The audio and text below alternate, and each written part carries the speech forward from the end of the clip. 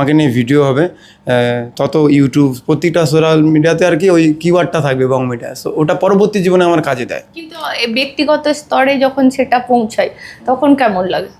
Number delete করে দিয়ে যদি আমার পার্সোনাল কেউ বা আমার নিজের কেউ আমাকে নিয়ে নেগেটিভ কথা বলে, সে কন্ট্রোভার্সি সোশ্যাল মিডিয়ায় হোক বা অফলাইনে হোক, আমি শুধু নাম্বার ডিলিট করে দিয়ে এই জীবনের জন্য তার লাইফ থেকে সরে যাই। সে কোনো দিন না বিপদে আমাকে পাবে না আপদে পাবে। আমি ওকে আমার জীবনে মনে করি আর ওর কোনো অস্তিত্ব নেই। শুধু এটা নয়, কন্ট্রোভার্সি আমি অল টাইম চাই, বুঝতে পারলে?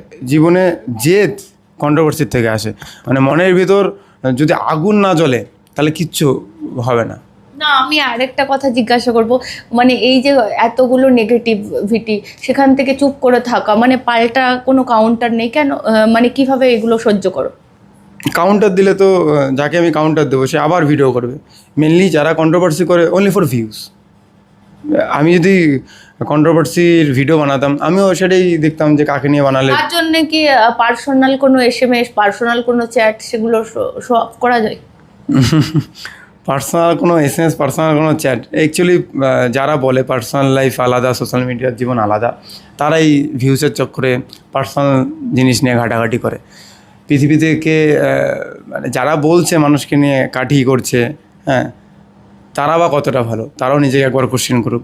তো আমি মনে করি তোমাদের ক্রিয়েটার, এই যে তোমরা ক্রিয়েট করো কোনো জিনিস, এই ক্রিয়েটারদের মধ্যেই এত এরকম মানে পার্থক্য কেন? মানে সবাই একসঙ্গে, অনেক সময় দেখা যায় একসঙ্গে তোমরা চলছো, আবার অনেক সময় দেখা যায় তার মধ্যে থেকে নানা রকম কন্ট্রোভার্সি সৃষ্টি হচ্ছে। আমি পাবলিককে শুধু একটা কথাই বলি, তোমরা সোশ্যাল মিডিয়ায় যেসব কন্ট্রোভার্সি দেখো, এই ইউটিউবার ওই ইউটিউবারের সাথে বিবাদ, 1% হয়তো ব্যতিক্রম থাকতে পারে, বাকি তাদের সবার মধ্যে পার্সোনাল লাইফে সম্পর্ক আছে। দেখবে কোথাও গিয়ে আড্ডা মারছে, পার্টি করছে, ফোনে ঠিকঠাক। সোশ্যাল মিডিয়ায় আমাদেরকে নিয়ে যত চর্চা কথাবার্তা হয় সেটা হয় প্রি প্ল্যান থাকে, সেটা হয় ভিউসের জন্য।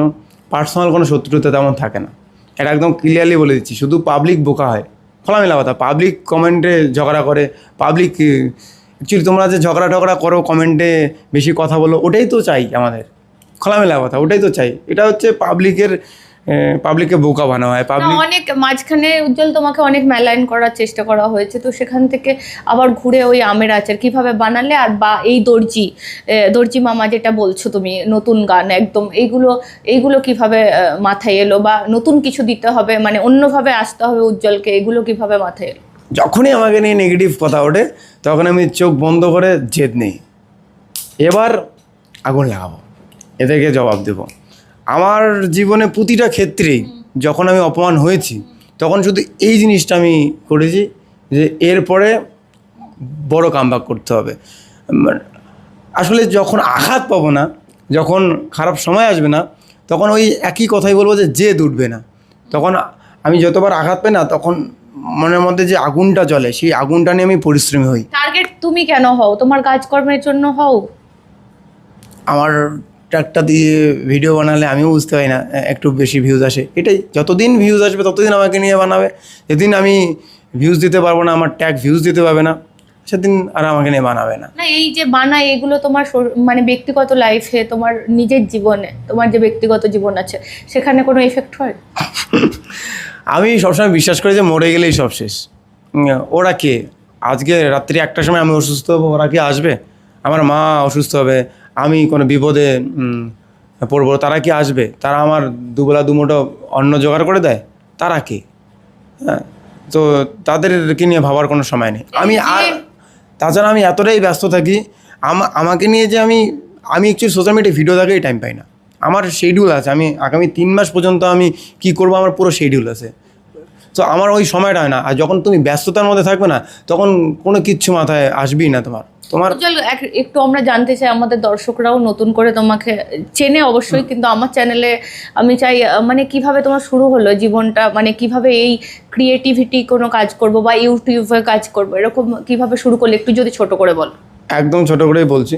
প্রথম অবস্থা আমি গ্রামের স্কুলের সব থেকে লম্পট এবং বাজে ছেলেটা ছিলাম, খচ্চর ছেলেটা ছিলাম।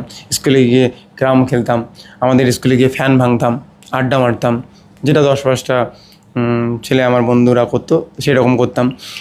এইদিকে বাবাও সেরকম, ছেলের হালকা একটু পড়াশোনার দিকে ইন্টারেস্ট আছে, আমার আবার পড়াশোনার দিকে ইন্টারেস্ট ছিল। সো বাবা পুরো ঢেলে দিত, মানে টাকা পয়সা যা লাগে ছেলে নে, হ্যান্ডেল ভাগড়া সাকিয়ে।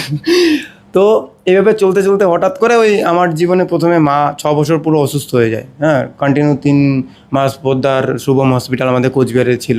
সো অর্থকড়ি কিছু ছিল, তো সেই বাবা পরবর্তীতে সেগুলো বিক্রি টিক্রি করে দিয়ে, জমি টমি কিছু বিক্রি করে দিয়ে মাকে ঠিক করে। বাবা অনেক জেদি, বাবা অনেক ভালোবাসে আমাদের। সো এভাবে ঠিক হওয়ার পরে আমি ততক্ষণেও কিছু বুঝিনি। আমি মানে প্রায় 3-4 বছর ওই মার ওইরকম অসুস্থ, আমি আমার মতো করে এনজয় করে বেড়াচ্ছি।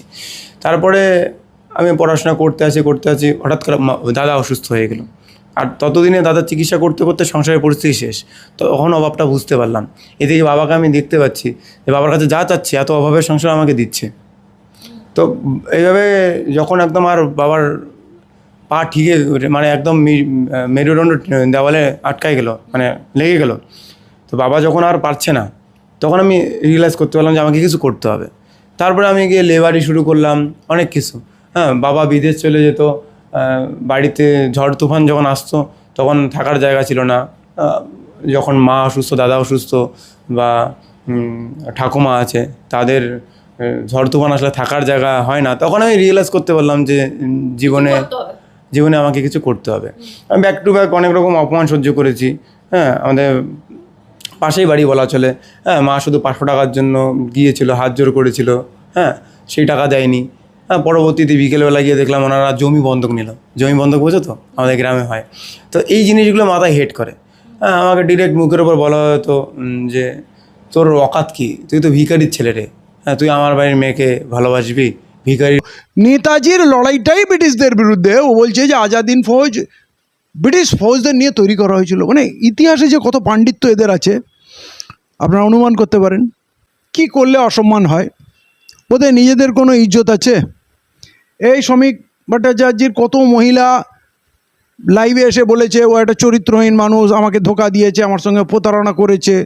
এখন সে আমাদের চরিত্রের লিসেন দেবে, সম্মানে লিসেন দেবে। নেতাজির আর কি করলে অসম্মান হবে? ওরা যা করেছে, আমি তো বলি বাঙালি খুব নিরীহ বলে ধৈর্য ধরছে, নাহলে পিটিয়ে দেবে। আর আমি গ্যারেন্টি দিয়ে বলতে পারি, নেতাজি সুভাষচন্দ্র বোসের মূর্তি যদি কোনো মুসলিম মহল্লায় থাকতো, কারণ বাবার ক্ষমতা নেই, ওই মূর্তিতে একটা আঙুল তুলে দেবে, একটা আঁচড় ফেলে দেবে। কিন্তু কি হয়েছে বাঙালি জানি না, ওইখানে গিয়ে অতর্কিতে রাত্রে অন্ধকারে হয়তো কেউ ভেঙেছে, কিন্তু ভিতরে আগুন জ্বলছে, মানুষ হিসাব রাখছে, জবাব এরা খুব তাড়াতাড়ি পেয়ে যাবে। কাশ্মীরের সঙ্গে তো যদি ভুকমারি সে আজাদি হয়, মনুবাদ সে আজাদি হয়, করপশন সে আজাদি হো, তো আজাদি মানে মুক্তি চাই। তো খারাপ জিনিস থেকে মুক্তি মানুষ চাইতে পারে না? আর যদি বলে কাশ্মীর মাঙে আজাদি, তাহলে এইখানে জায়গাটা